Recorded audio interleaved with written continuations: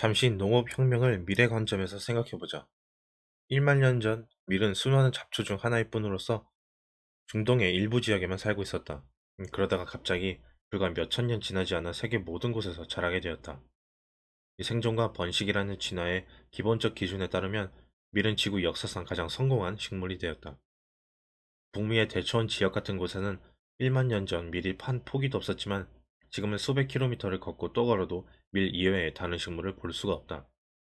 세계적으로 밀이 경작되는 지역은 225만 제곱킬로미터쯤 되는데 이는 브리튼, 브리튼 섬의 10배에 이른다. 어떻게 이 잡초는 그런저런 식물에서 출발해 어디서나 자라는 존재가 되었을까? 밀은 호모사피엔스를 자신의 이익에 맞게 조작함으로써 그렇게 해낼 수 있었다. 약 1만 년 전까지 이 이유인어는 사냥과 채집을 하면서 상당히 편안하게 살고 있었으나 이후 밀을 재배하는 데 점점 더 많은 시간을 투자하기 시작했다. 2000년도 채 지나지 않아 전 세계 많은 지역의 인간은 동이 틀 때부터 해가 질 때까지 밀을 돌보는 것 외에는 거의 아무 일도 하지 않게 되었다. 밀을 키우는 일은 쉽지 않았다. 많은 노동력을 요구하기 때문이다. 밀은 바위와 자갈을 좋아하지 않기 때문에 사피엔스는 밭을 고르느라 등골이 휘었다. 밀은 다른 식물과 공간, 물, 영양분을 나누는 것을 좋아하지 않기 때문에 인간은 타는 듯한 태양 아래 온종일 잡초를 뽑는 노동을 했다. 밀은 병이 들기 때문에 사피엔스는 해충과 마른 병을 조심해야 했다. 밀은 자신을 즐겨 먹는 토끼와 메뚜기 때문에 대한 방어책이 없었기 때문에 농부들이 이를 막아야 했다. 밀은 목이 말랐기 때문에 인간들은 샘과 개울에서 물을 끌어다 댔다. 밀은 배가 고팠기 때문에 사피엔스는 밀이 자라는 땅에 영양을 공급하기 위해 동물의 변을 모아야 했다. 사피엔스의 신체는 이런 과업에 맞게 진화하지 않았다. 사과나무에 기어오르고 가지를 띄어서 뒤쫓는 데 적응했지. 바위를 제거하고 물이 든 양동이를 운반하는데 적합한 몸이 아니었다.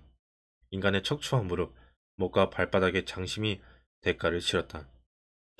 고대 유골을 조사한 바에 따르면 농업으로 이행하면서 디스크 탈출증, 관절염, 탈장 등 수많은 병이 생겨났다. 새로운 농업 노동은 너무나 많은 시간을 필요로 했다. 사람들은 밀밭 옆에 영구히 정착해야만 했다. 이로써 이들의 삶은 영구히 바뀌었다. 우리가 밀을 길들인 것이 아니다. 밀이 우리를 길들였다. 길들이다, 가축화하다라는 뜻의 단어 domesticate는 집이라는 뜻의 라틴어 domus가 어원이다. 집에서 사는 존재는 누구인가? 밀이 아니다. 호모사피엔스다. 밀은 어떻게 호모사피엔스로 하여금 어느 정도 만족할 만한 삶을 더 비참한 생활과 교환하도록 설득했을까? 무엇을 보상으로 제시했을까? 더 나은 식사를 제공한 것은 아니었다. 명심하자. 인류는 아주 다양한 음식을 먹고 사는 잡식성 유인원이다. 이 농업혁명 이전 식사에서 곡물이 차지하는 비중은 아주 적었다. 곡류를 중심으로 하는 식단은 미네랄과 비타민이 부족하고 소화시키기 어려우며 치주 조직에 해롭다. 밀은 사람들에게 경제적 안정과 제공하지도 않았다. 농부의 삶은 수렵 채집인의 삶보다 불안정했다. 수렵 채집인은 수십 종의 먹을거리에 의존해 생존했기 때문에 설령 저장해둔 식량이 없더라도 어려운 시절을 몇 해라도 견뎌내갈 수 있었다. 이 특정한 손을 넣기가 힘들어지면 다른 종들을 사냥하고 채집할 수 있었으니까. 농경사회는 극히 최근까지도 대부분의 칼로리를 극소수의 작물을 통해 섭취했다. 오랜 세월 이들 사회는 밀이나 감자, 쌀 등 단 하나의 주식에 의존했다. 비가 내리지 않거나 메뚜기 떼가 덮치거나 곰팡이가 주식인 작물을 감염시키면 농부들은 수백만 명씩 죽어나갔다. 밀은 인간 사이의 폭력에 대한 안정망을 제공하지도 않았다. 이 초기 농부들은 수렵 채집인 조상보다 더하진 않았을지언정 그 못지않게 폭력적이었다. 이 농부들은 재산이 더 많았으며 영작할 토지를 필요로 했다. 이웃의 습격으로 목초지를 잃은 것은 생사가 걸린 문제였기에 타협의 여지가 매우 적었다. 수렵 채집인 무리는 강력한 라이벌에게 몰리면 보통 다른 장소로 옮길 수 있었다. 힘들고 위험하지만 실행할 수는 있었다. 이 농촌 마을이 강력한 적의 위협을 당할 경우 후퇴는 곧 목초지와 집, 곡물 창고를 포기해야 한다는 뜻이었다. 많은 경우 이런 피난민들은 굶어 죽었다. 그러므로 농부들은 그 자리에서 버티면서 최후까지 싸우는 경향이 있었다. 많은 인류학적, 고고학적 연구는 불악이나 종족을 넘어서는 정치적 틀이 없는 단순 농경 사회에서 사망의 15%가 인간의 폭력 탓임을 시사한다. 남성의 경우에는 폭력적 사망의 25%에 이른다. 오늘날 유기인을 보면 농경 부족 사회인 다니족에서 남성 사망의 30%가 폭력 때문이고 엔가족에서는 35%가 폭력 때문이다.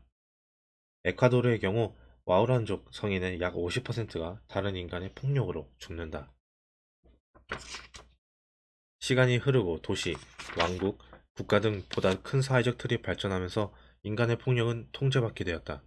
하지만 이렇게 크고 효율적인 정치 체제를 구축하는 데는 수천 년이 걸렸다. 이 최초의 농부들은 마을에 사는 생활 양식 덕분에 야생동물이나 비, 추위로부터 보호받는 등 어느 정도 직접적인 혜택을 누렸다. 하지만 평범한 개인의 입장에서 보면 이익보다 손해가 더 컸을 것이다. 오늘날 번영 사회에 사는 사람들로서는 이해하기 어려운 이야기다. 요즘 우리는 풍요와 안전을 누리고 있고 그 풍요와 안전은 농업혁명이 놓은 기초 위에 세워진 것이기 때문에 우리는 농업혁명이 놀라운 개선이라고 가정한다. 하지만 수천 년의 역사를 오늘날의 관점에서 판단하는 것은 잘못이다.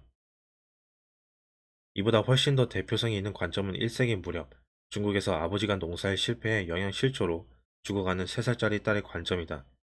아이는 과연 나는 영양실조로 죽어가지만 앞으로 2000년 내에 사람들은 먹을거리가 풍부한 세상에서 에어컨이 딸린 큰 집에서 살게 될 테니 나의 고통은 가치 있는 희생이다. 라고 말할까? 그렇다면 밀은 영양실조에 걸린 중국 소녀를 비롯한 농업 종사자들에게 무엇을 주었을까? 이 사람들 개개인에게 준 것은 아무것도 없다. 하지만 호모 사피엔스 종에게는 무언가를 주었다. 밀 경작은 단위 토지당 식량 생산을 크게 늘렸고 그 덕분에 호모 사피엔스는 기하급수적으로 늘어날 수 있었다.